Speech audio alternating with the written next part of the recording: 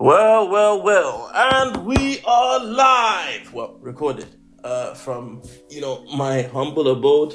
And for those of you who don't already know, it's me, Nabil, aka Big Bad Billy, aka Big Nabs, aka Why does he always bring race into everything, aka Nabil Abdulrashid, and I'm joined by my magic assistant. So this is Salim Kassam. I don't have any AKAs, unfortunately. So nah, man. We'll just go with your favorite. The editor-in-chief of the Muslim. head honcho, the Shug Knight of Muslim media. I'm not going to repeat what you referred to me as last time, but someone actually messaged me with that epithet on WhatsApp. Yes, that's what it's here for. The AKAs that you bring into this are gonna start creeping into my life somehow. Oh, I've got many. Everyone, if you want to hear the rest of his AKAs, holla at me, man. We're back after our officially second episode. Yeah. As you know, it's like Nas. There are some lost tapes which we might release one day. Episode 2. It's thank you, big. Thank you to everyone that has supported it, and also to everyone that didn't like it but shared it to complain, because you guys still boosted the views. It's been good. We've had a lot of responses from it, obviously. Yeah. Majority of it has been very, very positive. I've been inundated with people, that felt helped by the podcast. And I'm humbled by some of the responses, actually. But as with all things, I'm paying more attention to the bad reviews. You love it. Even we've shared some responses that we both had with each other on WhatsApp. And the good stuff, you're like, oh yeah, alhamdulillah, that's great. And then the bad stuff, you send me like 10-minute rant voice notes and they're not rants. Stop projecting. It's not they're projecting. Not rants. Okay, fine. They're You send rants, me voice notes, responses in an angry tone. My tone isn't angry at all. You've never seen me angry. Maybe. You've never seen me angry. I can't talk when I'm angry. Wow. Yeah, it's just a thing since I was a kid. When I really because I stammered as a child, and it only comes back when I get really, really irate. At which point I can't talk properly anymore. So you definitely have not spoken to me while I'm angry. Fair enough. I've been passionate, right? Okay, passionate. There's nothing wrong with it. Passionate then. But no, passionate responses. I think from my own perspective, I've been recording podcasts for like the last 2 or 3 years. And obviously I'll get responses and people will message me and be like, oh, that was really interesting, and people will have feedback. But this has, I think, by far been the one podcast, the second episode that we recorded, where there was a barrage of feedback, both positive, negative, inquisitive, and I think obviously it's very topical talking about. I get room service here, bro. You need to level up. I've got my own water here. Don't worry, man. I'm ready. It's been very interesting, and I think, like, alhamdulillah, one of the big things for me is that we've been able to start conversations. And a lot of things that have happened right now with the Black Lives Matter movement, what's happening in America, George Floyd, everything that we were discussing and just generally has become a part of general conversations in households and people checking their own privilege and assessing this. And what I've seen, which has been really positive for me, is that our conversation last time out has been used as like one part of the conversation, which is what we wanted this to be. Absolutely, and I'm very humbled and honored, and I know that it's not by our talent or whatever alone, but by Allah's grace and by the open-minded nature of the community at large, not just the Muslim community, the wider community as well. Yeah. The response to this has been beautiful. And, I even appreciate the people that disagree with me, because they help me prove my point. And also, I don't know if you guys have this tradition, obviously, because, I'm Sunni or Shia, but we have a tradition. We have a hadith that mentions the angel Jibril approaching Muhammad sallallahu alaihi wasallam, sitting down with him. But he came in the form of a man, so everyone else, they didn't realize that he was a man, that he was an angel. But it was just strange because his garment was not stained by sand. As riding in the Arabian desert, it was impossible to keep clean white garments. And he sat down and he spoke to our Prophet, peace and blessings be upon him, and asked him a bunch of questions about faith. Questions that Muhammad sallallahu alaihi wasallam already knew the answer to, but he answered anyway for the benefit of everyone listening. So because this is one of my favorite stories of our Prophet Muhammad sallallahu alaihi wasallam, again, I'm not sure if you guys have the same story. Do you? I'm not sure. You're testing me on my Islamic knowledge now. It's like wheat pudding of mine. Yeah, well, I mean, we do share a lot, so I don't know. But in that kind of inspired me to want to do this, because I mean, you've had some interesting responses, as have I. Yeah. And while I'm sure you and I both already know the answers to these questions, let's say they're questions, it's important for everyone. We can't assume everybody listening knows. I think yes, and just to kind of be clear, I'm gonna so we've listed down a bunch of responses to the podcast, to Black Lives Matter, to this whole conversation, and my role today is gonna be to play devil's advocate a little bit. So I just want to be clear that the views that I'm expressing, the views that I'm expressing are not necessarily my own. Most probably are not going to be my own based on the list that I'm looking at in front of me. But I'm trying to provide a bit of space so that conversation that we're seeing played out in a very angry way on social media can be had, I think, in a positive, constructive way, where we're actually, let's pick apart some of these arguments and come to like a common understanding and a positive way forward. Yeah, that sounds great. So should we kick off? I'm ready to start counter-punching. But Nabil, all lives matter. Woo! That's probably jump right in. Did I say I was gonna be nice about? Okay, all lives matter. Again, it's such a I disagree with that statement when it's used. Like, in theory, all lives matter, absolutely. But I've got 2 children, right? I've got 2 children. If one child falls down and hurts their head and is bleeding, I'm going to attend to that child. If I go to a school and there's a bunch of children, I'm a teacher, and one child is constantly being bullied every day, then my attention is like, this child's well-being matters. Now, if you are a parent and your child is being bullied and you say to a teacher, my child's well-being, physical and mental, matters, how would you feel if I say, well, all the children's well-being matters?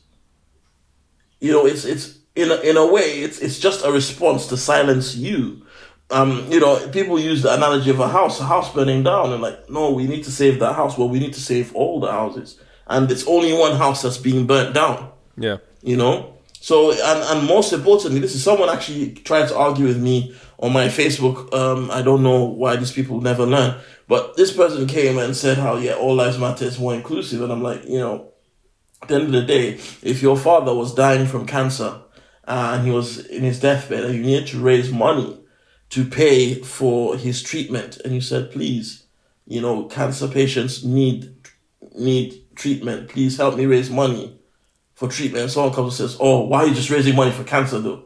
All diseases matter. What about diabetes? What about glaucoma? What about chlamydia and gonorrhea? You'd be offended. So it's the same thing when we say Black Lives Matter. We're saying Black Lives Matter because right now, Black people worldwide are the most persecuted group of people. And I can provide statistics, history, and current events to prove it. Just in America and the West alone, right? I'm 36 times more likely to be arrested, stopped, and searched by police. I'm like 200 times more likely, alhamdulillah, to be killed in police custody. And while Asians are also victims of systemic racism and so on, I'm still 3 times more likely to suffer these things than a South Asian across the board. So clearly, while we're all suffering, my situation is the worst, right? Now, if you deal with my situation, everybody else's situation gets better. And that has been the case historically with other things when it comes to systemic racism. When you deal with the worst of it, it gets better. In fact, even the nature in which our religion was released, Allah dealt with the people worst hit by a problem first, right? The Quran was sent to the Arabs because at that time, they were the worst of people. They buried their daughters, they did all these things, so they got sent the last message. And each time Allah sent a warner, He sent it to the people who needed it the most. So I don't understand how any person of any faith can have a problem with Black Lives Matter, because all we're saying is, in fact, Islamically, so excuse me. So here I have you came prepared today. Yeah. So as you can see, the virtues of the blacks and Abyssinians is illuminating the darkness. My friend Habib Akande released a book of the same title. Shout out to him. This is my signed copy because I sat on a panel when this book was first published and released. So I'm just going to show off. But yeah, mine is signed. So that was based on this book, right? And, you know, the Honorable Abu Faraj Ibn al-Jawzi, right? He was knowledgeable. He was a sheikh of his time. And he saw that there was a lot of discrimination going towards people of African descent in the Arabian Gulf at the time. So he saw it as incumbent to release a book talking about the virtues of black people. Now, someone can say all virtues, all people are virtuous, there's good, but because black people were the ones that were being persecuted the most, even back then, he saw it as necessary to make that book. And there is no refutation of him from anybody called The Virtues of Everybody. You know? So, I mean, I don't know how much more simply I can put this across, but you help the people who are worse hit. And at the end of the day, other people aren't being treated like their lives don't matter. They're not. Black people in America, in England, in Germany, in Holland, across the world are being treated like their lives don't matter. Even in Iran, even in Iraq, even in Turkey, black people are the ones who are being singled out. So therefore, it is important to make people understand that the lives of those people that you're treating badly actually matter. In England now, there's not been one single arrest for a police officer killing somebody in custody. And the majority of the people who were killed in custody have been black. So we have to teach people that black lives... Oh, sorry, matter. Just was checking to see if you were listening. I'm alive. So I think what's interesting is that's been one response generally to this whole situation at the moment, and then the level 2 of that is talking about Palestine and Syria, and because you mentioned just now about, you know, the people who are worst affected and who have it the worst, we need to care about those people. So when we're thinking about right now the oppression that black people are facing in America, let's also consider the fact that for the last 10 plus years or 9 years in Syria, there's been a humanitarian crisis and there's so much oppression going on in the world. Like, how can we forget about them at a time like this? How can we turn the attention away from their suffering and not appreciate the struggle that they're going through? Yeah, again, you know, it's funny when people say this, because people who say this tend to be people that don't do anything. So I put up a post on my Instagram, and I don't like to toot my own horn, but I felt it necessary to do this because I get a lot of messages saying, oh, why do you only talk about black struggle? So I put up various posts, and in fact, me personally, the majority of charitable efforts I've been involved in have been for people in the Middle East, South Asia, and when it's been Africa, it's primarily been East Africa. Majority. Last year I was a part of a comedy tour that helped raise about 2 or 3 million for Syria and Palestine. I've done more than 300 different types of fundraising events, including a march for Syria through central London where I spoke, right? So, I don't understand why it's only when black people decide to do something for themselves that everybody starts to remember these things. Even in Palestine, there are Black Lives Matter factions, because there are black people in Palestine who suffer anti-blackness. I don't know if it was you that shared it, but I saw a mural on a wall in Idlib in Syria. Yeah, for George I've Floyd. shared it, and a few people have. Yeah, and then even before that, Flint and whatnot, Palestinians marched, and then also in America, Black Lives Matter, the organization, consistently raises funds for Palestine. Anywhere you go across the world where there are pro-black movements, they are in solidarity with Palestine. For example, there's a man who I really like, a politician in South Africa called Julius Malema. Now, Julius Malema is a Pan-Africanist, but in every public appearance, he wears a Palestinian keffiyeh. But he talks about black liberation. And, I don't even think we have to do that, but that's just an example of what we're doing. And I think that the people who are in struggle and the people who are actually dealing with oppression understand this, right? Because if the Palestinians who you're saying, what about Palestine? The Palestinians themselves get it, then why are you complaining? The Palestinians don't gain anything from you heckling us for talking about Palestine. And the majority of the people you see who are out there campaigning for Black Lives Matter also campaign for Palestine, myself included. And also, if you want to talk about who's been dying longer or whatnot, then that in itself, Palestinian issue, okay, how long would you say officially that this has been going on for? I don't know. In Palestine specifically? Specifically Palestine. 50, 60 years? 60 years. And how long have the issues in Syria been going on for? Well, specifically 9 years, like the current crisis. 9 years. Yeah. Okay. Well, black people have been persecuted now for going on about 500 years, 600 years. Over 1,000 if you count the stuff before that was done by Arabs and what and what people like the Greeks and the Romans, it's been going on longer than any other person's struggle. If you want to talk about numbers of people that are dead, you know what I mean? The estimates of people who are Africans that were tossed into the sea is at about 10 million. Just tossed into the sea. Let's not talk about then. There's no estimate for how many people were killed fighting off Europeans when they came into Africa, because the Vatican said that Africans were to be classed as flora and fauna, which means we were to be classed as animals and plants, because to the Catholics, we had no souls. So therefore, there was no sin in killing Africans. There's no, nobody ever talks about what the Germans did in Namibia before World War II even began. That in itself, even if we just count from there, that's millions. King Leopold killed about 10 million. Cecil Rhodes killed more than 30 million, right? So, and that's when they started counting. It only started counting towards colonialism times. Slavery times, they weren't counting how many of us died. Then we want to talk about America alone. Just within America, that's a good 400 years of oppression in America, because the lynchings, the police, the KKK, all these things have been happening continuously. Then on top of that, remember that African Americans do not have a state. The state itself never recognized African Americans as citizens in that country. 1. 2, African Americans do not have intergenerational wealth, because African Americans were stopped from being able to read. They were stopped from being able to own property.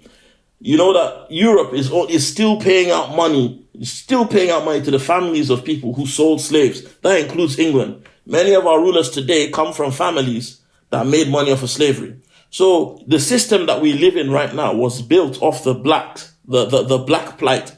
So when people try and make one struggle to be more important than the other, tell me 10 years or 50 years versus 400 years, 500 years, even 700 years of continuous persecution, what is worse? If you want to just go by modern conflicts alone, in Sudan, 2 million black people were wiped out. And there's not, more people died on average in a year in Sudan at one point than within 5 to 6 years in Palestine when the conflict was at its worst. So when we talk about statistics, there's still no excuse to silence black people when we say Black Lives Matter. It's unethical. It's intellectually dishonest. And even in the countries that people are mentioning, black people are not treated well. So, I just don't understand how anybody who reads, who studies, or is genuine can say these things. And just to further point out, there is no charitable group called All Lives Matter. Even white victims of police brutality go to Black Lives Matter to get help, legal representation and funding, including the girl that just got killed recently by being pepper sprayed. All Lives Matter are not sharing her picture. Blue Lives Matter are not sharing her picture. It's Black Lives Matter activists that are sharing her picture. Jean-Charles de Menezes was not a black man. He was actually he was Brazilian, and he was a morena as they classed it. So people wouldn't class him as black. But still, Black Lives Matter are helping him. Black Lives Matter are also fighting for the lives, for the justice for a lot of Asians who have died in police custody as well. So there you go. This is the last one, I think, that's kind of more Muslim focused, and this is one that I've seen quite a lot actually, and it's people talking about the fact that racism doesn't exist in Islam, and we have a notion, and that we have a notion of one ummah, and that. But the thing is, you laugh, but I see this, and I see people, I see people taking this stance quite ardently, and like really trying to be like, this is where they stand. It's like, oh, but we are all one. there is no difference between us. The Prophet never differentiated between us. This is a common problem with people, a lot of people that stick their head in the sand, right? People like to pretend that what is supposed to be is what is. For example, there is no fornication in Islam. There is no murder in Islam. There is no armed robbery in Islam. There is no rape in Islam. But what do we see happening across the globe? Just because something is haram does not mean Muslims are not guilty of it. If by being a Muslim, automatically you no longer did bad things, there would be no need for khutbahs on Friday because everybody's already perfect. So, and we understand this because these guys are saying there's no racism in Islam, so don't talk about, race because we are all one. That's insane because if I broke into their house and slapped them around and took their stuff, and they're like, brother, you're robbing me. I'm like, no, there's no robbery in Islam. If there's no robbery in Islam, then we wouldn't have, all the khilafah that we've had, all the caliphates that we've had. There have been, in all the khilafah, there have been a legal a team. There's always been people that have brought some semblance of law. There's always been a concept of law. Why? Because even Muslims break the law. Muslims are told to pray for forgiveness for sins because we sin. I think what I've seen articulated is that people are also referring to the fact that in Islam we don't see race as being differentiated. So focusing on a black cause is non-Islamic, if you know what I mean. That's the perspective. That again is very intellectually dishonest because if we pretend that there's no race, then how do we distinguish the group of people that are being singled out and treated badly because they're a different color? I mean, that's like saying there's no gender. To be fair, the Quran itself says we've made you into nations and tribes. Nations and tribes. That's the next point I wanted to make. Yeah. So it's like, do they know better than Allah subhanahu wa ta'ala? Do they know better than him? Like, another thing I hear is there's no race in Islam. That's nonsense. There is race in Islam. Allah created me the color I am for a reason, and you the color you are for a reason. So if you say that these things don't exist, then you're insulting Allah. Of course, even the Sahaba and whatnot, when they rode into battle, they would carry flags saying what tribe they were from. We read books now about people that existed during the time of the Prophet Muhammad sallallahu alaihi wasallam. And Bilal ibn Rabah is one title he's given. They also call him Bilal al-Habashi because of where he was from. Salman al-Farsi, the Persian, right? These people still identify, but they identified themselves by where they were from, what culture. Also, we have traditions where the Prophet Muhammad sallallahu alaihi wasallam was asked to describe certain people, and after the journey he made al-Miraj into the heavens and came back, they asked him, what did Musa alayhi salatu wasalam look like? And he said he was black. That's something that a lot of people love to, and that's why it's so annoying whenever people turn around and say things like, oh, but brother Bilal was black. Because I find that the only time that people seem to feel comfortable associating a race or ethnicity with anybody, right, especially if them being black, is when they talk about Bilal, and they always mention the fact that he was a slave.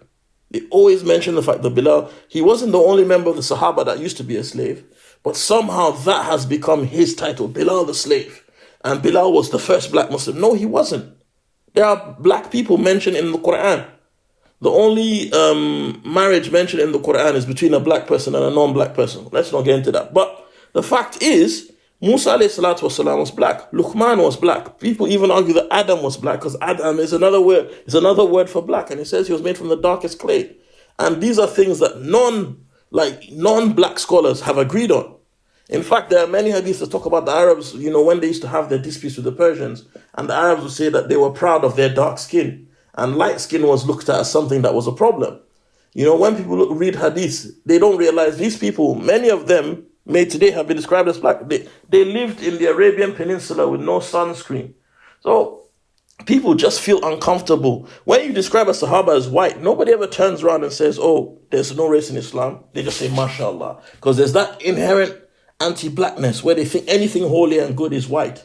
So nobody ever gets uncomfortable when you mention the skin color of somebody. Like, for example, I see a lot of Shias who have pictures of Imams and pictures of Ahlul Bayt, and they're kind of drawn to be very light-skinned. Nobody ever questions whether this is correct or not. But the day I've seen somebody put up a picture of Ali as a black man, the war that I saw, it's hilarious. So going back to the point, when they say there's no race in Islam, that's insane. That's absolutely insane. In many hadiths, we hear them talking about, for example, when the Ethiopians, they talk about this group of people, the Ethiopians came and did this. Banu Qurayza did that. We have always mentioned people's cultures. Race is not a problem. Racism is the problem. And again, if we do not see race, then should we not see gender too?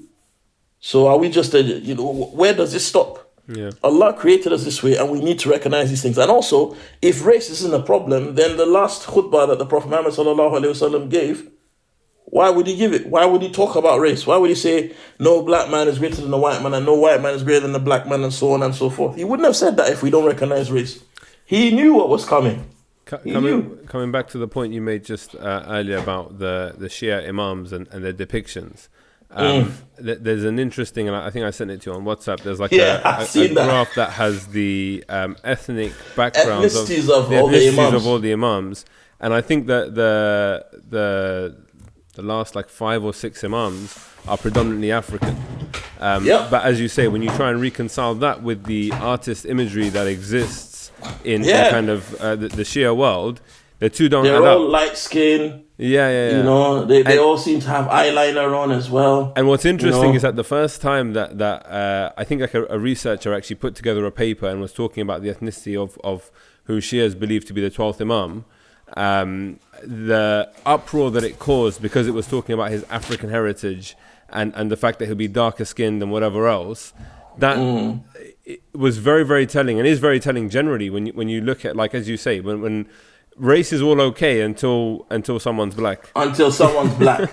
And I've even seen a t-shirt saying, if it doesn't matter what color he was, why do you get mad when I say Jesus was black? It's that thing. And a lot of people these people always pretend to be intellectual, but they never intellectualize why they feel so uncomfortable when these things are discussed. Our religion has been whitewashed very much the same way that Christianity has, but nobody has a problem with it. Nabil. Until it's pointed out. I've got a good one for you. Mm-hmm. This is more, I think, directed at you, and it's something that we've had from a few people. It's like, okay, you make a good point, and I'm here to listen, and I'm listening to this podcast because I want to be educated. But why do you speak so harshly? Like you're always and whenever I say that you're aggressive or you're ranting, you say that I'm projecting on you, and like you always hit back. But why can't you allow people? And I think this is probably more from non-black people of color who consider themselves allies in the kind of black struggle.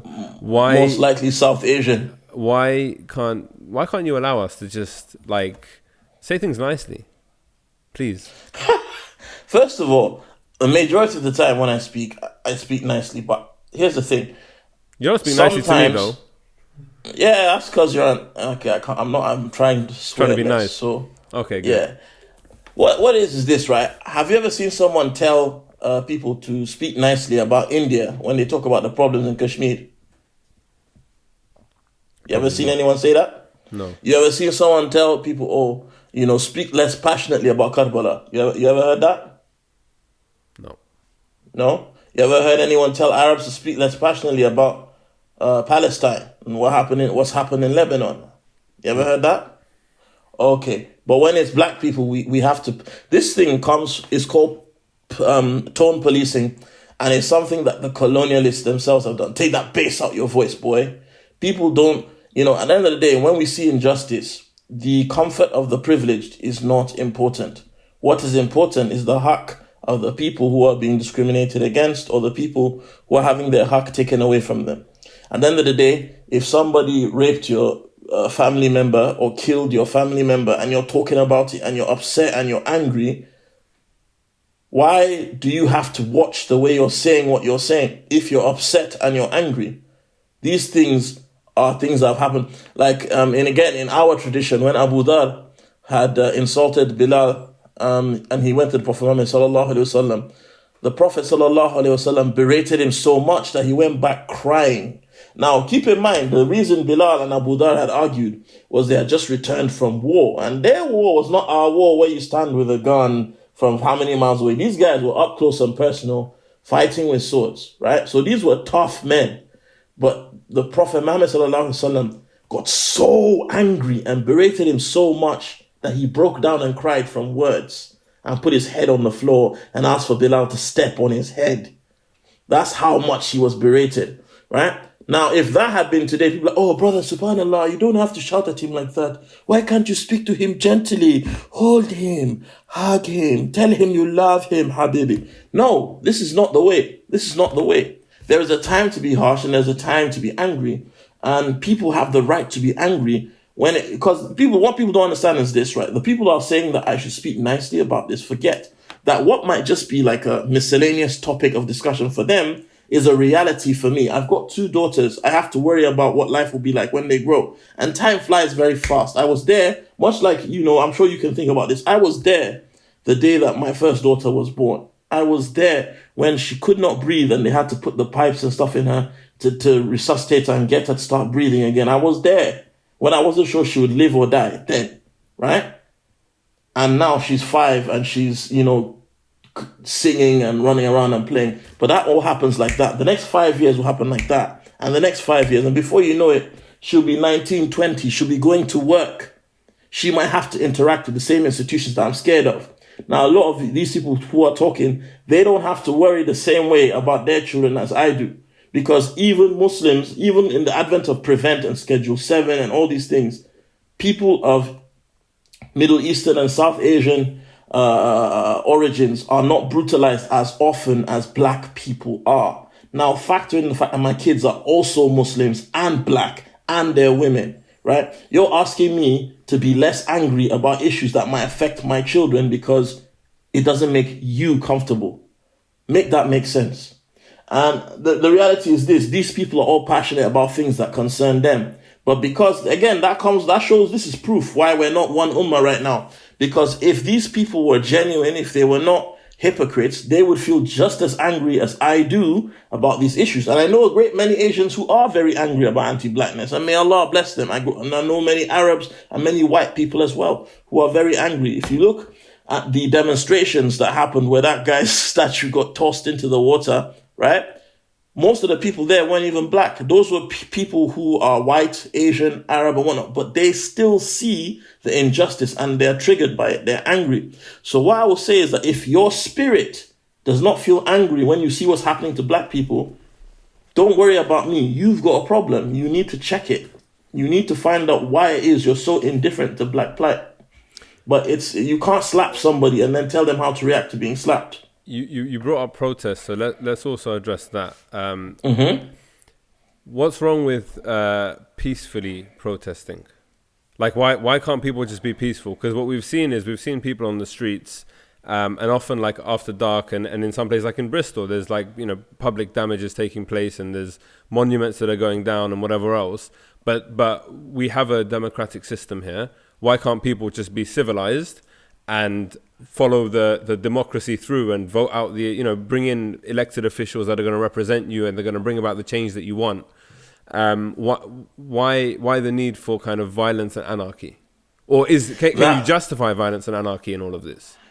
There's a triangulation of answers for that question. First of all, the majority of these protests start peacefully. However, a lot of the time, the authorities themselves, who are trained to do this, will instigate violence, as we've seen in many videos where people are hit unprovoked or pepper sprayed unprovoked, which then turns the protest into a fight between police, who then retreat and leave people to destroy. We saw it when Mark Duggan was killed. A lot of the time, police will instigate and provoke people into responding a certain way. That way, they can then label everybody thugs. We're going to see it on Saturday because Tommy Robinson has been, has claimed that he's going to turn up and cause trouble. And you find the police protecting the white supremacists by attacking. And these are things that we know. I mean, a lot of people do not seem to clue themselves up on these things. But it's a common tactic oh, God damn it. Your video's gone. Sorry, somebody just called me. Yeah.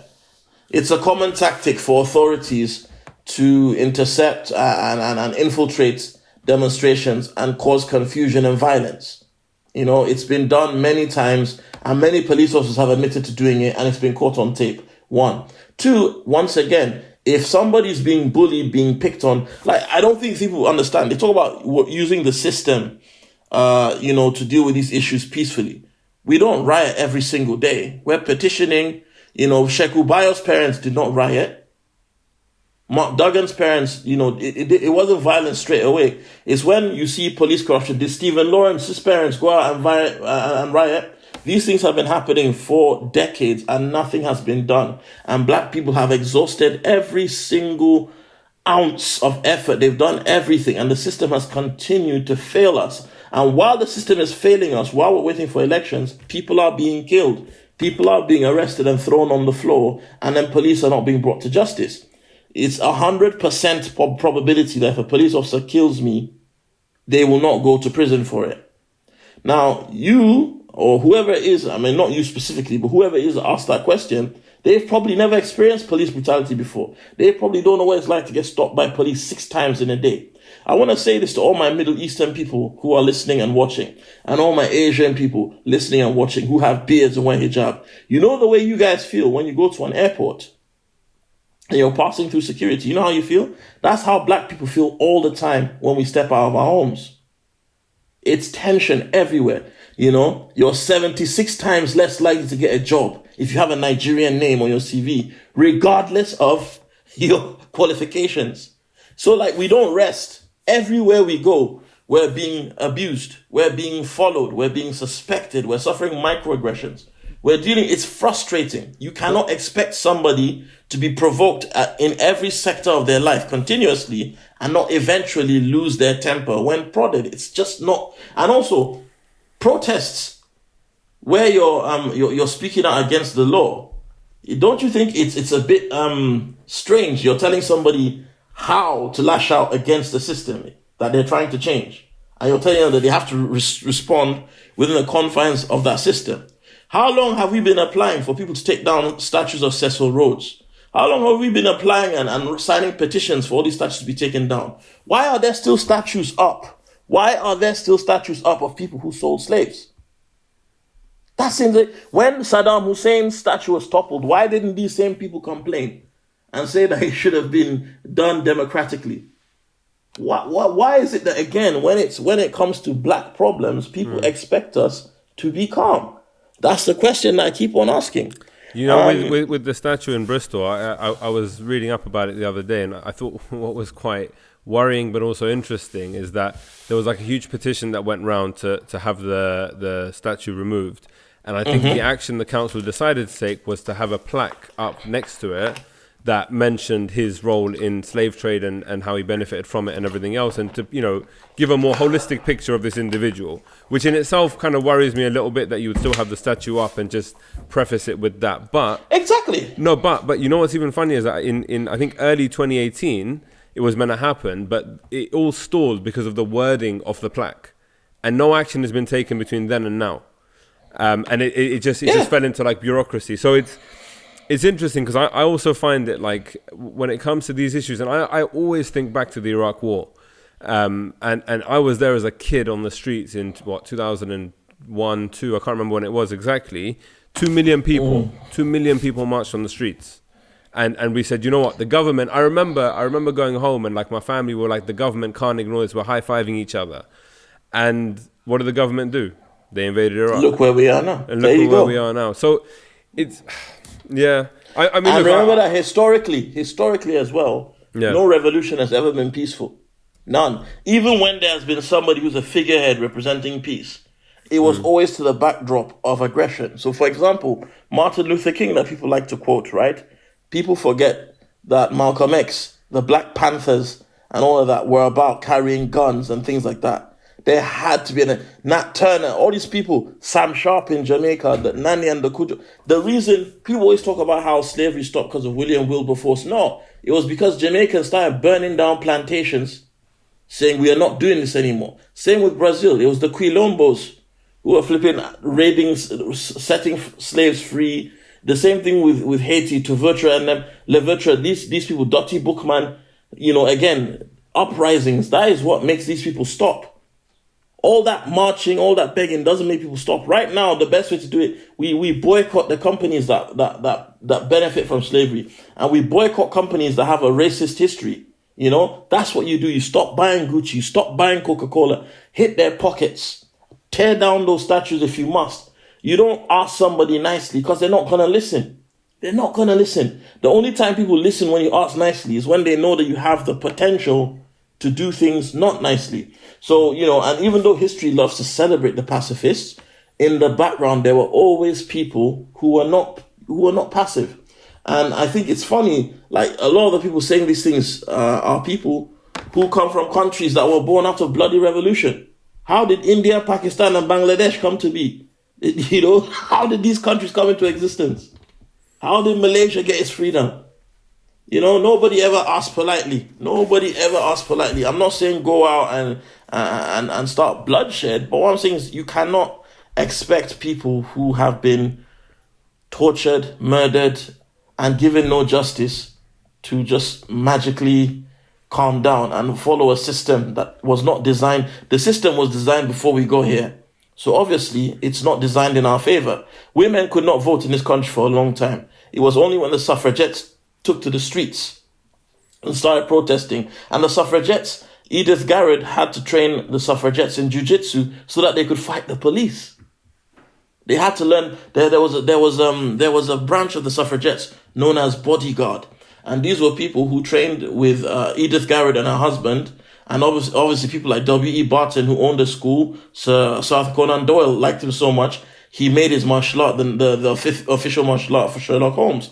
But these people at that point in time were using Indian clubs to build strength and learning jiu-jitsu because they knew that when they went to protest, police would be heavy-handed, so they had to fight police, right? So they would knock out and beat up police, and they fought until women were able to vote.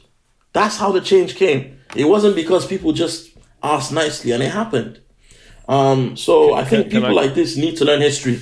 Can I come back to when you mentioned general Muslims' experiences in the airport, you liken that to the black experience on the streets or just anywhere? Everywhere. As soon as I leave my house. So one response that we had, which I thought was interesting, was that you tend to see, or you seem to be reading race into everything.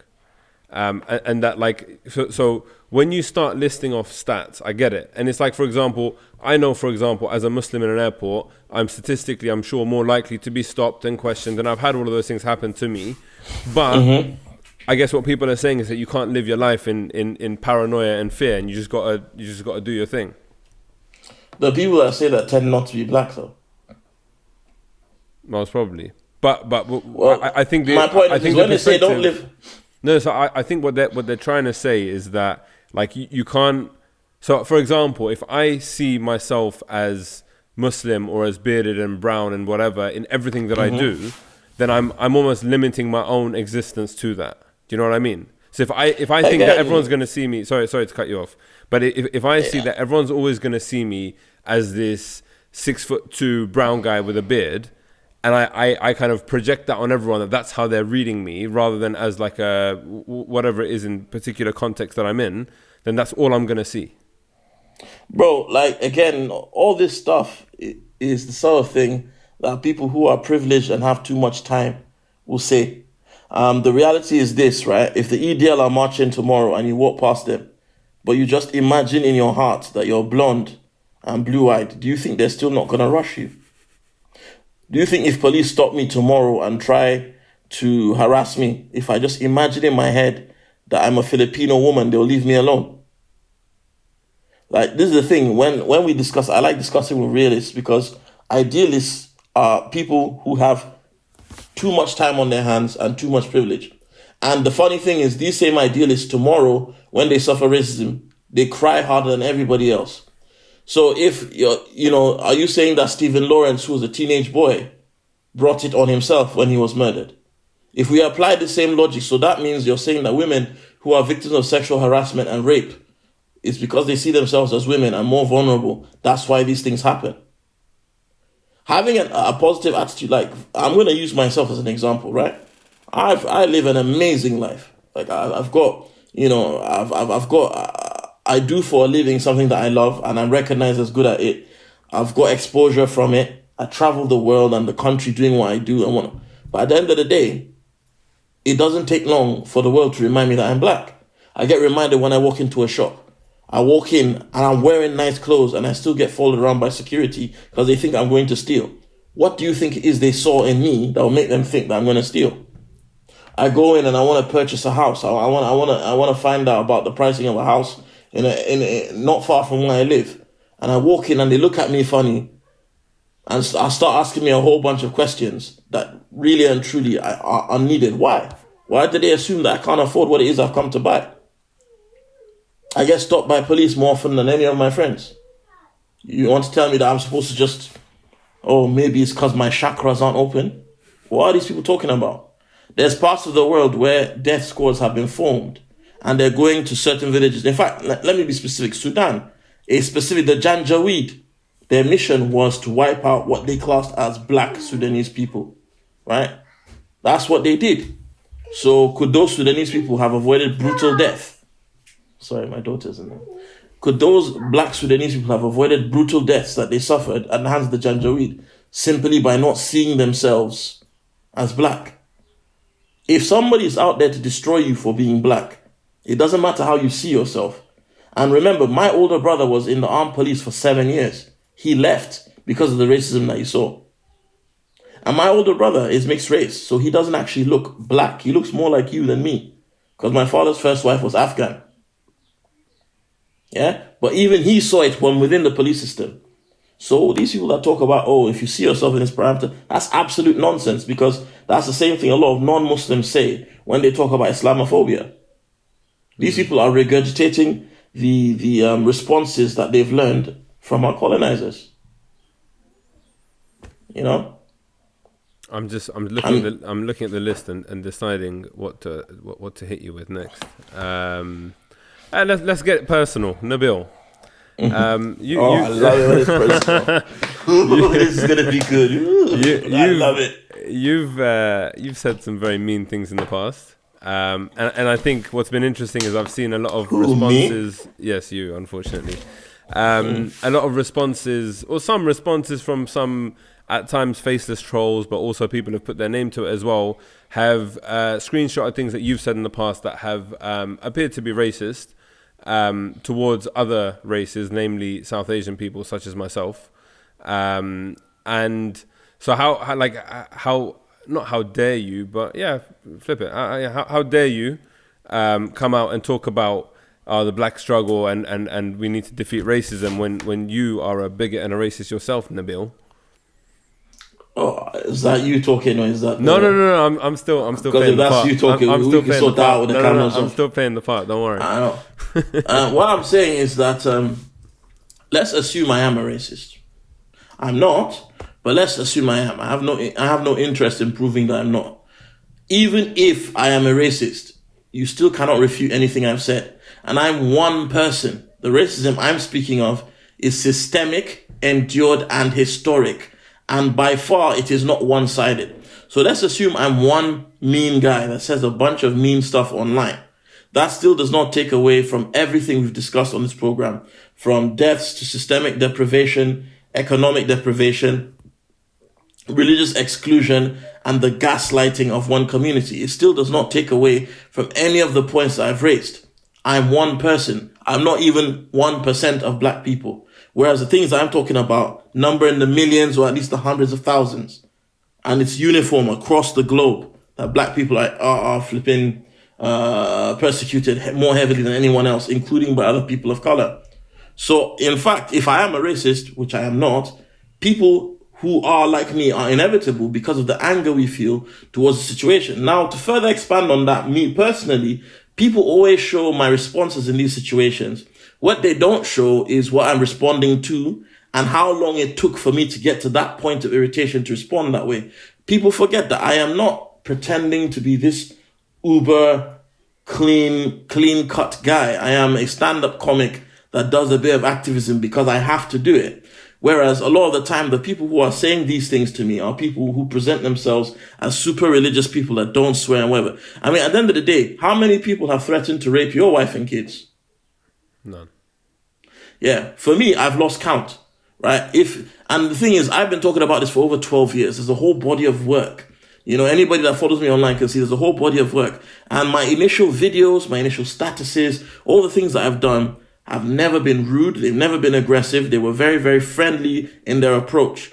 Majority of the time I have discourse with people, I start off being as respectful as possible because I believe that is the best way to start a conversation. But despite that, we still get hammered with abuse. When I just used to talk about these issues, you know, lightly, I used to get my inbox, I don't even check it. I get sent so much vile stuff, including threats of a sexual nature towards my family members, just for mentioning that certain things exist. Now, I'm one man, I'm not supported by any organization, you know, and at the time when I used to talk about these things, it wasn't cool. It wasn't something that was supported. ITV, BBC, all these people, all these companies did not care about Black lives. I started talking about these issues before Black Lives Matter as a company or an organization or even as a slogan existed. And just for discussing these things, I would get hit with abuse. And you know what? I lost my temper sometimes and I responded. People are showing screenshots of things I've said. I think in total, there's about 5 or 6. I've been talking about these things for 12 years. And the best thing you can show to prove that I am so bad and so racist is 5 or 6 screenshots taken out of context, the newest of which is from like 7 or 6 years ago or 5 years ago. I think that in itself speaks for itself. The fact that people have held screenshots for this long to try and use it as a way to discredit me also speaks about the volume of hate I receive simply for shining a light on the kind of plight that my people suffer. You know, there's nobody that gets as much abuse as a Black person that's trying to discuss Black issues. It does not happen. You know, I think another thing we need to do is look at this. The majority of the people who are saying these things about me, look at the other kind of things that they say.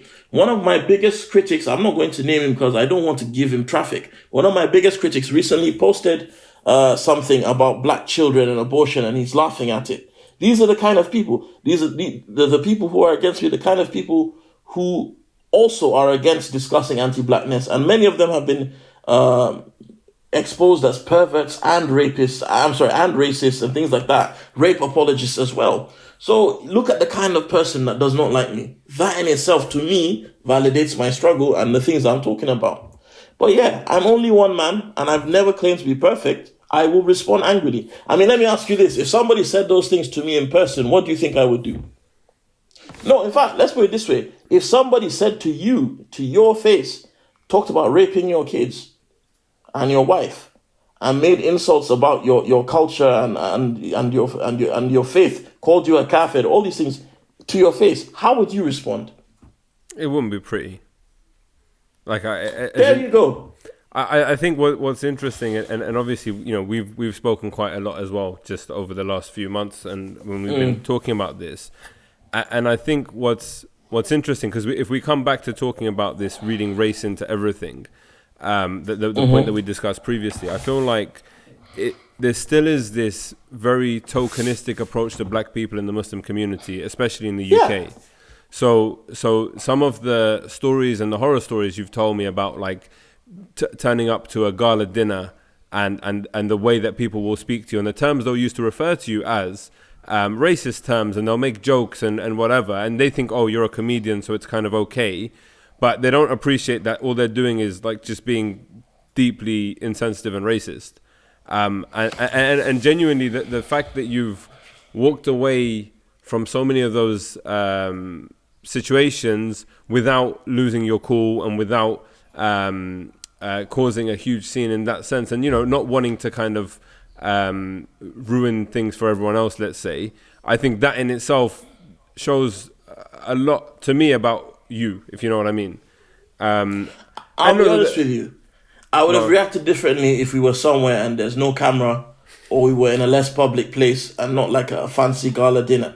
But the reality is this. I know that if I react a certain way in these kind of places, I ruin things, not just... And this is how racist the Muslim community in the UK is. If, like, for example, at the Islam Channel Business Awards, a man walked up to me and said, oh, so can I call you the big nigger, right? That's what he said to me. And he was an old man. And honestly, I had my left hand cocked. But instead, before hitting him, I held myself and I said something to him. I said a few things to him.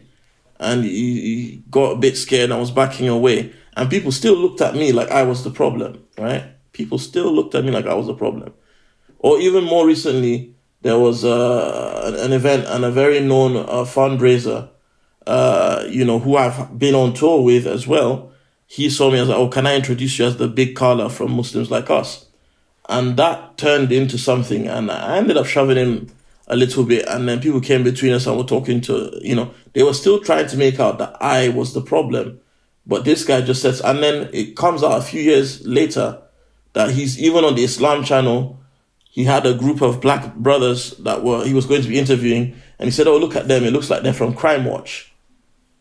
And this now got shown all over Twitter. If I had, this is a pattern of behavior. Whether or not he apologized, it is a pattern of behavior. Now, if that had not been caught on camera, people will say it's a lie. Just like this boob graze thing that happened, right?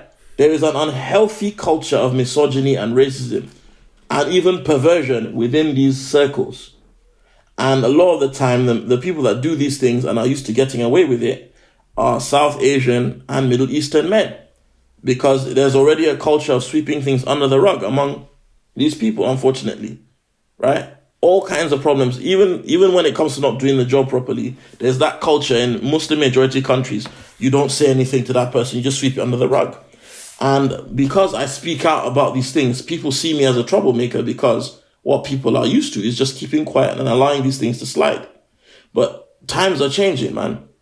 And you still didn't answer my question. What I'm saying is if somebody said that your children are going to be born looking a certain way, that's bad. Because your wife is a different race from you, which she is. In fact, much like myself, you're darker skinned than your missus, I'm assuming, right? Yeah.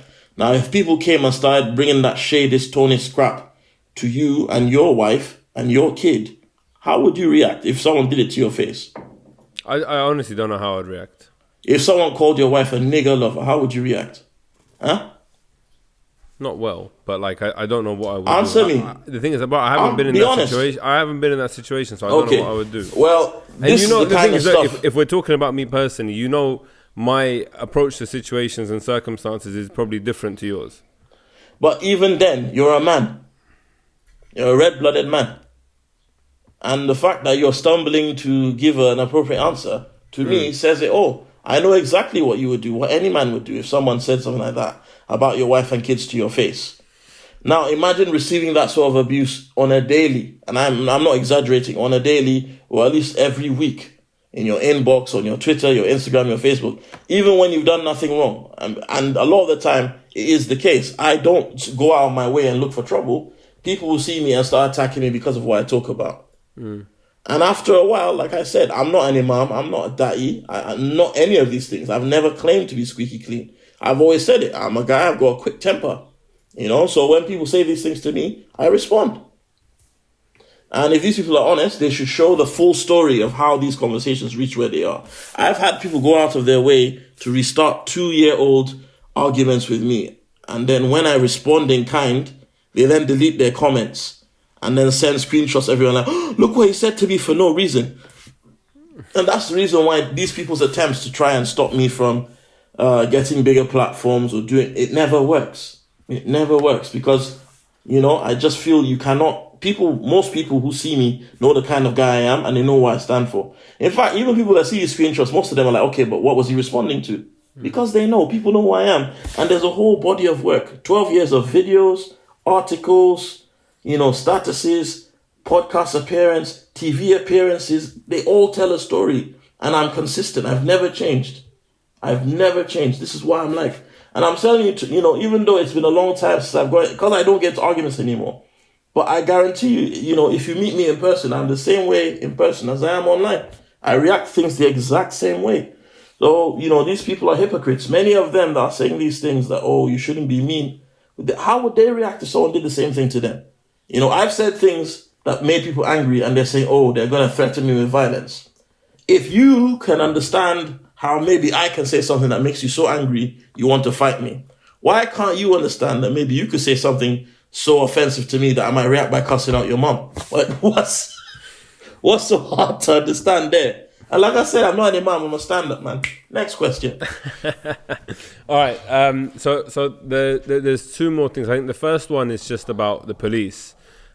So people talking about the fact that all police aren't bad. There are a few police officers that have done this. There are black police officers. There are police officers who are people of color who also. You can't make faces at me when I'm doing this. That doesn't show up. Only I can see you making that face, and it's just difficult to concentrate. Oh, great. All right, carry on. So I'll just look away then. Okay, go on. The point is that there are police officers. Oh God. All right. You know what I'm saying. Answer the question. Give up. Dealing with a child here. Not all police are bad. That's just stupid. Not all police. No, but the fact that because even when you look at the imagery around what's happening in America, there are. I've seen a shot of a police officer that was separated from his group or whatever they're called, and there was a chain of black men linking arms to protect him from violence from protesters. Yeah, there's protesters who have given water bottles to police officers and saying, "Look, we're not all bad people." Whatever. Look, all that symbolic crap is great, but my thing is this: we're talking about the institution, right? Yep. So it's like not all police officers are bad. Okay, so what are the good police officers doing? Where are they? When these bad ones are going out here killing people, when these bad ones are out here planting evidence on people, where are the good police officers to stop it? And this is the thing about minority and majority. Just because somebody is the minority doesn't mean they're not a problem. 36% of Germans voted for the NSDAP, who then became the Nazi party, right? You saw how much damage the Nazis did. Well, we've seen how much damage the Nazis did. So just because it's a minority doesn't mean that they're not a problem and we can't speak of them. Nazis are still a very German problem. They came from Germany, right? The German people allowed that to happen. Not enough people spoke up.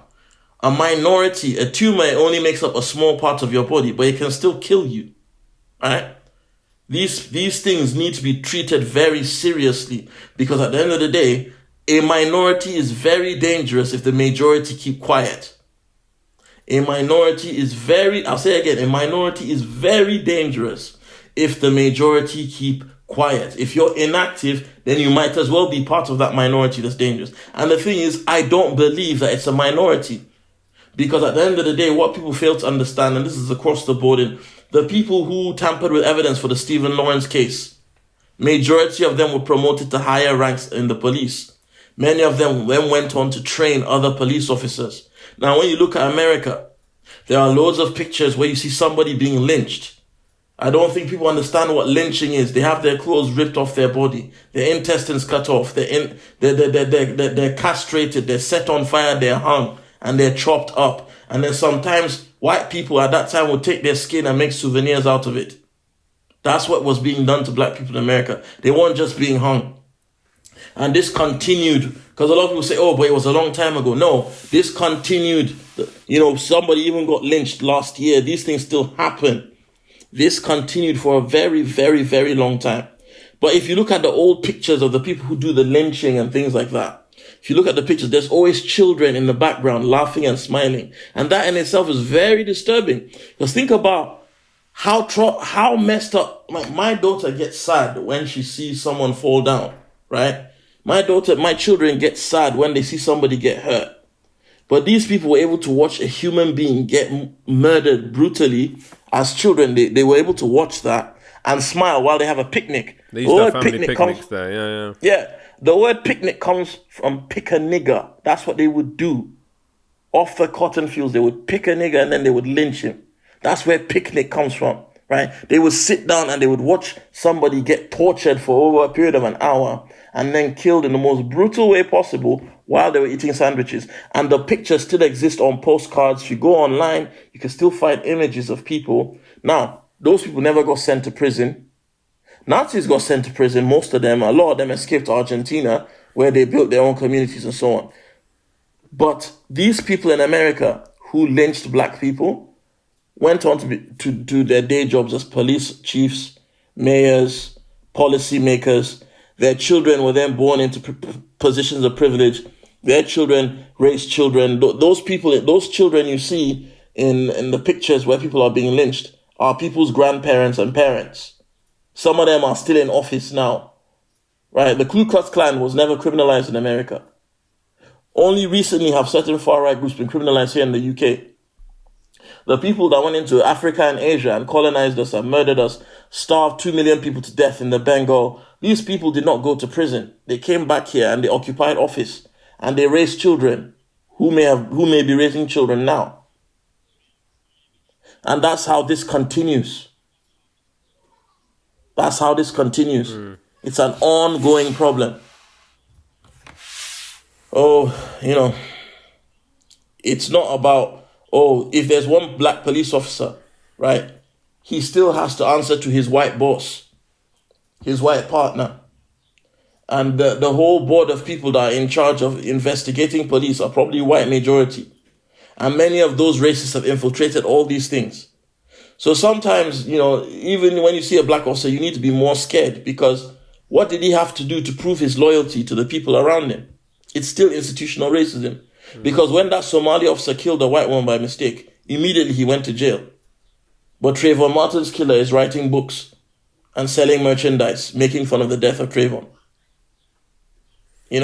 So it's like people, it's almost the same as me saying, but in the wars in Iraq and Afghanistan, a lot of the soldiers, because I saw some idiot post something about 20% of the American army is black, and black soldiers did this and that in Iraq and Afghanistan.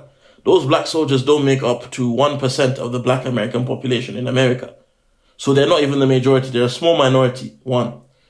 Two, majority of these wars fought in the Middle East and Asia, where Americans have invaded people. It was those same people that gave them the opportunity to do that. How many of these Arab countries, have bases right now for America to attack other countries from? Is it even the allied forces in these regions, like Afghanistan? How did the Americans find out about the terrain in Afghanistan when they were fighting their wars? Who taught them the national language? Who explored the mountains with them? Even in Pakistan, where they went to, who showed them where Abbottabad is? At the end of the day, most of the allies who outnumber the black soldiers, because when the Americans leave, they take over. Most of the allied troops that help Americans when they invade these countries are from those lands, which is Afghanistan, Iraq, and so on. So even using that, does that still take away from the fact that it's imperialism? No, it does not. It's still imperialism. It's still white supremacy. So again, majority of Americans did not support the war. Majority did not. The war still happened. But it's the minority. Because it's a systemic issue. The country was built on bloodshed and war. Their national anthem is about explosions and rockets, for God's sake. How much more violent can you be? Right? So when we talk about racist institutions, look, the average white man walking down the street is not a racist per se, or he's not heavily prejudiced. He doesn't want to kill me, but he's indifferent to my death, and he enjoys white privilege. Whereas the institution wants to kill me. The institution is the reason why I'm less likely to be given treatment if I catch corona. People have to understand this. The institution is white supremacy. White people as a whole may not be that racist. They're not voting for BNP. They're not voting for the EDL. They've started voting conservative, but even then, there's a lot of them that aren't happy, But at the end of the day, it's still a minority of people causing all this damage, because the majority of people won't say anything because they're comfortable. The average white person is not as hard hit by the conservative government as the average black or brown person is. So they won't fight as hard. So you may not be a racist, for example, but anti-blackness in the family doesn't hit you as hard. So you don't really check it. You're like, but we're not all like that. Yeah. We're not all. And I hate that not all. Not all is such an annoying. Don't you hate it when people come and say, not all white people are bad? Not all. Don't you hate that? But you know what that is though? That's like not understanding. So when you talk about, or when we talk about structural racism and oppression and whatever else, when you talk about white supremacy, as you say, like not all white people are bad. Yes, correct. But white supremacy is a problem and it's prevalent in our society. Exactly. That's a simple. It's not rocket science. I think just in the interest of time, the last point I wanted. Not all dogs bite. Not all sunny days are warm. Not all grass is green. Sounds like you're writing a song or a poem right now. Yeah, man. Not all. That's the dumbest argument ever. Not all anything is anything. From a logical standpoint, nothing can be uniform. Nothing. So like not all German people speak German. I just don't. It's such a cop out when people say that in a debate. It really irritates me. You got another phone call coming in. Yeah, I just cancelled it. It really irritates me when people do all that not all nonsense, man. They're basically saying I don't have a refutation, I don't have a point, but I don't like what you're saying. That's basically what it means. The next one is, I think, a bit of a deflection when it comes to talking about the issue. And it's just very simply, what about black on black crime? What about black on black crime? I think that people who say this don't understand, one, black on black crime is committed by criminals, right? We're protesting the murder of black people in the hands of authority who are not being held accountable. Majority of the people being killed, like for example, George Floyd had not really committed a crime. There's no proof he committed a crime. There was a rumor that he had some drugs in his system, but even that's been debunked. And even then, that's not punishable by death. So people say, what about black on black crime? What about it?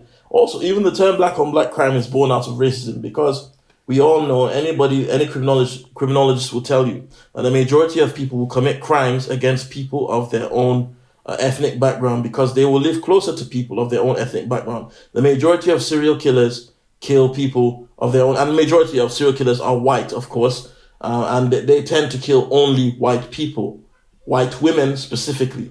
World War II can be classed as white on white crime, can't it? They killed millions of each other.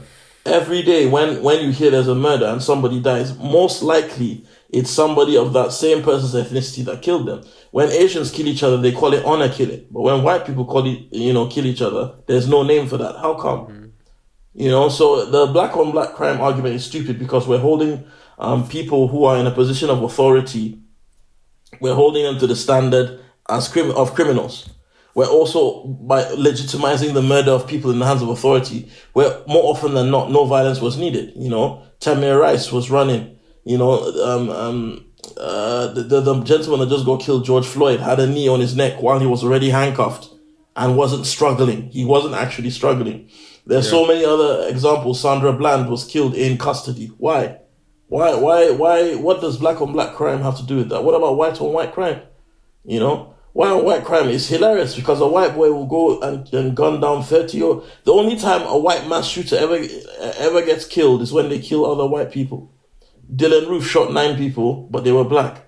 The police took him in alive. But those boys, that did the Columbine shooting got gunned down. Or they'll turn their guns on each other. It's very strange. It's very, very strange. Breivik shot over 100 people, and they found a way to take him in alive. But whenever it's someone of ethnic minority that goes and kills a bunch of people, they always end up killing him, even if he's unarmed, even if they've disarmed him. So I don't like that black on black crime. It's a very stupid term. I don't know why, because crime is always racialized when it's black people. For example, black people are stopped, 36 times more often than white people, 3 or 4 times more often than Asian people and Arab people, because of drugs. Yet drug usage is actually recorded to be equal in black and white communities.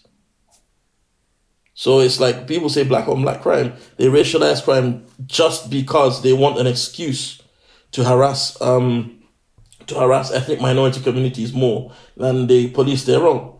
We've heard of situations where white boys have been caught with cocaine on them and left to go scot-free, or white people have been dealing things like crystal meth and not sent to prison because the judge feels that they're a nice person and they won't fare well in prison. They have a bright future.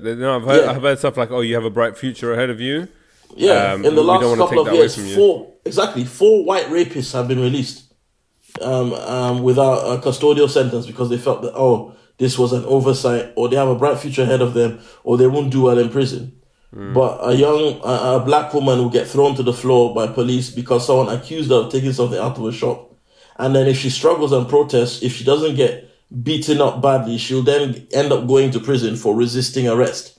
And then when you find the thing that they were arresting her for the first place, she was not guilty of. So the black on black crime is that's lightweight. stupid response. There's one more here that I personally haven't seen or heard, but you added it to the list, so I'll go for it. And you said that black people should focus on Africa. There are black people dying of starvation there. Have you heard that? Someone said that to you? Yeah, again, you know the kind of people that say these things. You know who it is. Yeah. Only one community says stupid things like this. And it's like, statistics prove that Nigerians send the most money out of this country than anybody else. And we don't have any massive organizations or charities. In fact, Africans send so much money back home that an MP in Ireland was saying that they need to ban or put a cap on the amount of money that Africans can send to Africa. So we are developing Africa. The problem is this: the issues in Africa are directly affected by the politicians here. Because if tomorrow an African politician decides that he doesn't like the trade deals or the banking system that has been forced on us through colonization, what happens? I mean, you saw what they did to Gaddafi, right?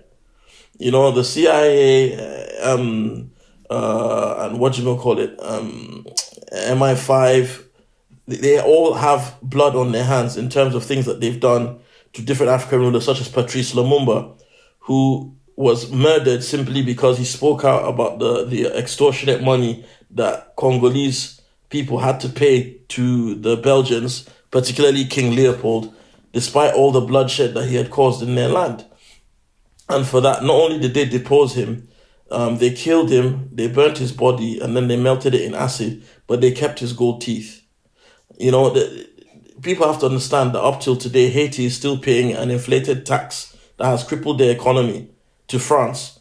And the reason they're paying this tax to France is because they're making up for taking away the slave colony from France. And that tax is still being paid to this day. And a lot of the countries that are in Africa are also being forced to pay these crippling, imagine paying people for the loss that we caused them by kicking them out of our countries when they colonized us. So when they say go to Africa, I'd happily go back to Africa if we didn't have the problems in Africa in the first place. The main reason that a lot of us here are in the UK, most of our parents, if you're not, most of our parents living here came to the UK as economic migrants because a lot of our country's infrastructure was destroyed through colonialism. So we had to come here, and they only allowed us to come here because we were cheap labor. So when they say focus on Africa, it's like, okay, what about African Americans who don't have any direct ties to Africa now because their identity has been stripped from them? Yeah, what are they supposed to do? Forcibly as well, yeah. Yeah, Afro-Brazilians, what are they supposed to do? What are Haitians supposed to do? What are Surinamese supposed to do? What are all these people supposed to do? And even right now, with me and you are using a cell phone, using cell phone technology and laptop technology, the coltan that's in our phones, the metal that is used, where do you think it comes from? Congo, and it's being forced out of these lands. Why do you think these wars keep going? Who do you think sponsors these wars? Destabilizes government so that they can continue to plunder and loot the resources that they take. People only started speaking out about imperialism when Iraq and these places were being invaded for oil. But Africa has been getting looted for longer than that. So, I want to focus on Africa. But first, I think I have a right to complain about here. Because black people built this country, black people built America, and we built France too. You're all welcome. So I think it's only fair that we demand our rights here. And as a British citizen, I have a right to protest. All right, there's two more.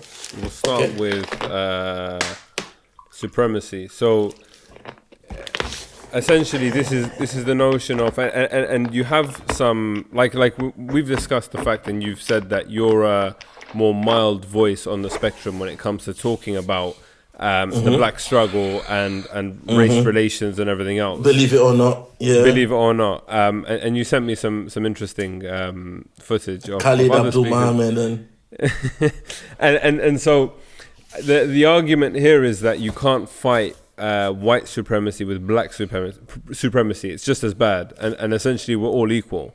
And I think, and maybe this is something that we can kind of discuss and explore further in like another episode, but when you look back at throughout the life of Malcolm X and his kind of origins, and the Nation of Islam and Black Panthers and all of this stuff, a lot of the rhetoric seems to be positioning black people above other races, and empowering from kind of that perspective, which I think for some people is problematic because it's the same as white supremacy, but just the other way around.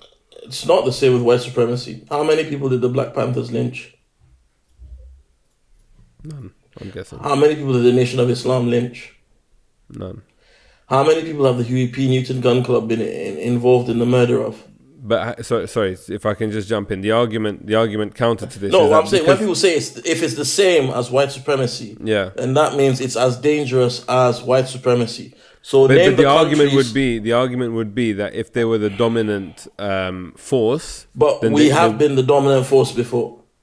Africa was the center of learning before when the Europeans still lived in caves, when Europeans still ate practically raw meat, only bathed twice a day. Africans were circumnavigating the world. Africa has been doing, Nigeria specifically was doing trade with what we now know as France for over 1,000 years. Do you know that? Did you know that? No. Musa Mansa traveled across the world. Musa Mansa traveled even the Americas. Didn't enslave anybody. Didn't harm anybody. So it's like when they say if the roles were reversed. If the roles were reversed, we already have proof that would not be the case. Because when, like I mentioned, most South Asians living in East Africa and Southern Africa, they came there as indentured laborers and they were given benefits over black people by colonialists, by the colonizers. With the exception of Uganda, the majority of South Asians still retain all their wealth after white people left because black people didn't go out exterminating them. There's never been, and in fact, anywhere you see what you class as a black supremacist, it's always a direct response to persecution and murder. And they always pop up as self-defense. And they're always misconstrued as black supremacists or violent or anti. Being pro-black doesn't mean being anti-anybody. For example, you look at South Africa now, people like Malema, they call him a black supremacist. What makes him a black supremacist? Is a pro-Palestinian demonstrator an Arab supremacist? If you say somebody took land from you and you want your land back, is that being a supremacist? 90% of Africa's wealth, South Africa's wealth, is controlled by a small minority of people in that country, and they gained it through invasion, murder, and plundering. And people are standing up saying, look, we want power back, we want empowerment. That's where the term Black Power comes from. The Black Power movement, the Black Panthers, delivered food. The benefit system of America now is based on what the Black Panthers did. And they went to impoverished white neighborhoods, Latino neighborhoods, as well as black neighborhoods and helped people. There has never been a group of black people that went around killing people just because they're white. There have been people who retaliate. There have been people who've defended black people, but black supremacy, there's no such, for example, Nigeria, we never had apartheid, right? Once we kicked the British out, Nigeria is the control of the country, although we're still affected by colonialists indirectly through the banking system and whatnot. But there is no black supremacist movement in Nigeria. You know why? Because we don't have an apartheid system or inequality.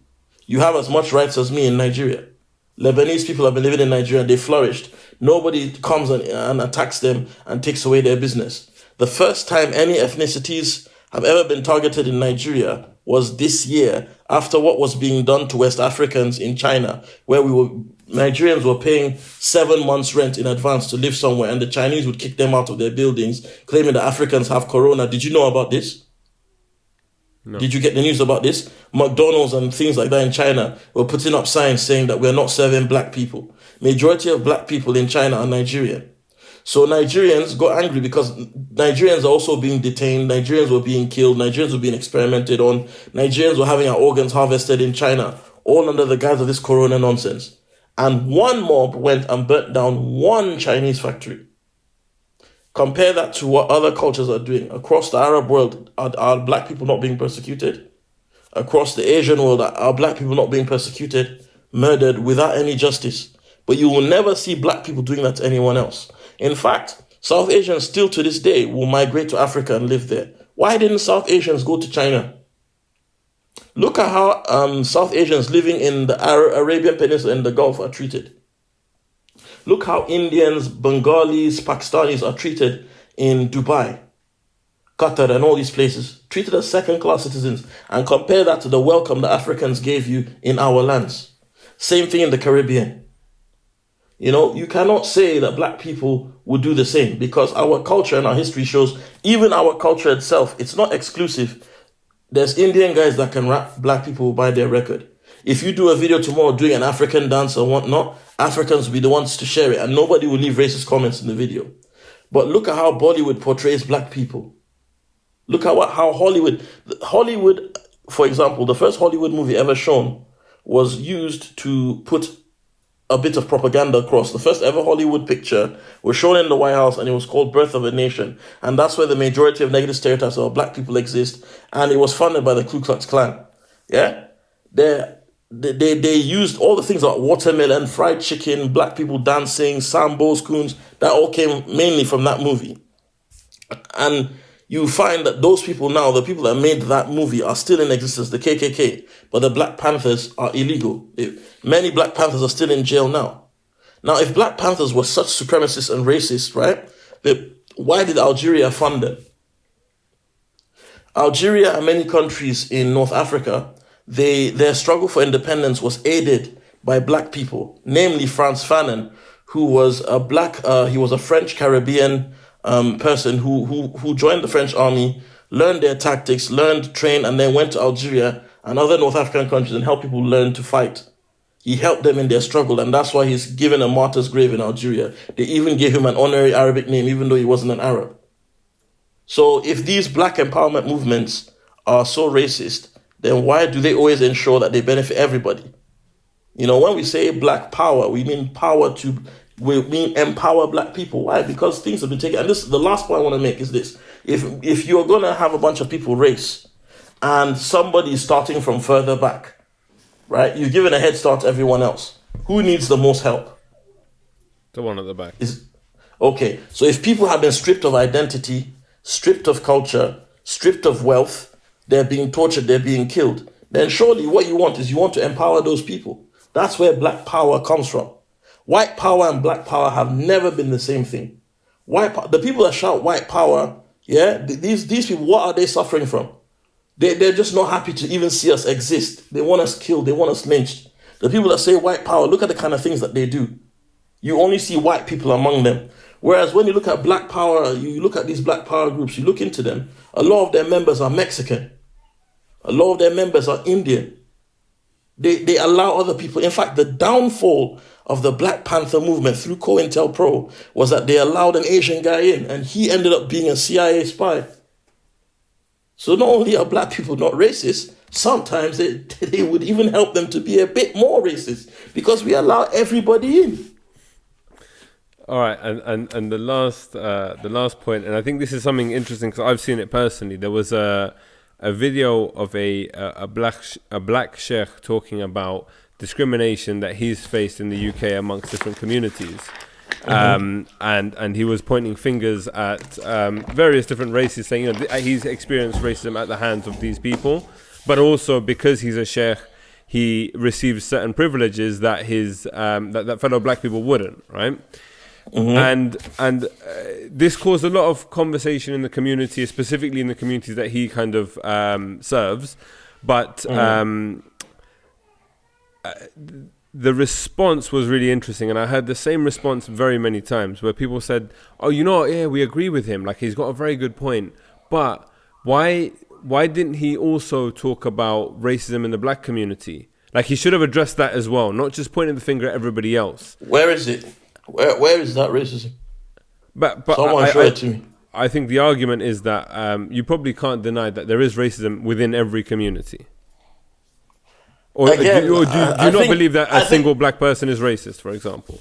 There are black people with prejudices and so on, yes. But at the same time, it's like, if a white person said that to you now, would you not laugh at them? When you talk about everything exists everywhere. So, for example, I'm a Nigerian, right? I'm honest about my people's problems. Fraud is a very big problem in Nigeria. If somebody sends you an email from Nigeria... That's not just a nasty stereotype, that's real. The reality is, you know, it's not as common now and whatnot. But Nigeria is corrupt. Police officers take bribes. Politicians inflate contracts to make money for themselves. It's a thing. It's part of our culture, right? But, I don't assume every Nigerian I meet is a fraudster. However, within Nigeria, you have to be careful doing business because there's so many crazy things that happen there. It's almost a subculture. I have no problem acknowledging that. But when you talk about, but what about the racism among black people? I mean, do you remember that story of that Nigerian man that killed his daughter because she married an Indian? Do you remember the story? I don't know. Neither do I, because it never happened. We've got do you know where the biggest collection of Lebanese people outside of Lebanon is? I thought it was Brazil. No, West Africa. Ivory Coast. Yes, Ivory Coast. I might want to fight you on that one. Yeah, the biggest, as far as I know, the Ivory Coast took in the most refugees from Lebanon when they were having their problems. Fair enough. So I know there's a huge Lebanese population in Sao Paulo as well, specifically, but across Nigeria, Ghana, Ivory Coast, there are Lebanese people, right? Have you ever seen outcry online that they're being treated badly? I did see a Lebanese Lives Matter poster online. I don't know if you saw that. Yeah, but where were they saying it from? Somewhere in Beirut. Okay, was it in Nigeria? Was it in Africa? No. Was it in Brazil? No. Why? Because the people they're surrounded by around there have accepted them. We don't kill them. We don't harm them. But there has been outroar recently about the murder of black maids and servants in Lebanon, which never gets investigated. That is the thing. So I think the point that people I'm talking about systemic problems. This is what I'm trying to say. People will always have their opinions, and there will always be some degrees of racism among people. But when you want to talk about what you're saying. On a macro level where it's affecting the way people live, black people have never been involved in that. And the only time you ever see persecution among black people is when it's a direct result of persecution. So for example, it's reactive. For example, in Rwanda, you had two tribes that lived with each other, and one had more aquiline features, like they look more similar to Somalis, and the other group looked more Bantu, like me. The ones that looked more aquiline or European or aesthetically pleasing to European beauty standards, when the Belgians came, it's always the flipping Belgians, isn't it? When the Belgians came, they convinced the ones that looked more Habashi, European-y, right? They convinced them that they were superior to the more Bantu-looking people. Yeah. Right? And they gave them more power and more resources than the more Bantu-looking people. And like I said, this is what they do. They create buffers. They make an artificially created middle class. So that when they leave, what happens? There was an election, and the more Bantu-looking people were pretty sure that their guy had won. But once again, they got screwed out of it. And, all that systemic oppression and whatnot took its toll. And the people who were Bantu flipped out. They absolutely flipped out. And they began to persecute the ruling class people, who were a different tribe, a different ethnicity. Yeah. But the reason that power imbalance existed in the first place was down to the intervention of Europeans. Because before that, these people didn't even know they were different. They lived happily side by side. So that being said, if you go across like Africa now, you'll have tribalism where people think I'm the best. Or in fact, like Nigeria and Ghana, we run jokes on each other all the time. But it's not racism, it's rivalry. I don't feel uncomfortable when I'm in a Ghanaian shop. I don't feel when Nigeria isn't playing football and Ghana is playing, I support Ghana. But when you see issues of racism, let's look at when East Pakistan had a war with West Pakistan and then became Bangladesh. These people were heavily persecuted. And to this day, Asians who are darker skinned are laughed at and called Bengali. That's racism. That is toxic. That is vicious. And it's rooted. People still haven't gone to prison for the war crimes they committed against Bengalis. You see what I'm saying? The same thing with when you look at what happens in Tunisia. or to black Tunisians, dark-skinned Tunisians, or what's happening in Libya now, where black people are being sold as slaves. And no, they were not all Gaddafi's. People keep on making this excuse that they were all Gaddafi's mercenaries. That's nonsense. These people, a lot of them were working normal jobs, but there's anti-blackness in these parts of the world. It's severe racism. But when they say focus on the racism of black people, Ghana gave land for black Americans to move. You know, these people that say these things have never researched anything. Or they're like, oh yeah, one time a black man said this to me. Yeah, but that's not, after everything we've discussed, we can't compare the two. We can't. That's like men that say, oh, women hit men too. Or, oh, women rape men too. I mean, I'm sure it's happened. I'm not sure how. I'd be interested to know how. But it's not the same. It's not the same level when you compare the abuse leveled from men to women. Same thing. That's the end of the list. I've checked off everything. It's quite something there. Thank you very much, Nabil, for addressing all those things. What can I say except you're welcome, Moana?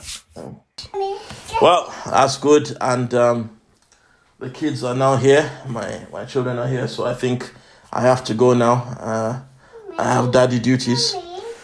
But I just want to say to everyone that has been sharing it, thank you very much. And, I hope this clarifies things. I know, to be honest with you, this is going to be more for the fence sitters than the people actually asking the questions. Most of the people that ask these questions already know that they're wrong. They just don't like to hear us speak about these things. Also, just one final note. People that have enjoyed listening, do subscribe, give us a 5-star rating wherever you're listening and everything else. Please. And do share it. And I think, Nabil, I don't know, I've heard you say it a few times. You like saying each one, teach one. I think right. It's not about quantity for us, it's about quality. So if people are really engaging, right. And we saw on the last episode, people are listening as much, like, to the end. Most people are listening to the whole podcast. I think that's the important thing. But then go on and share it and get other people listening.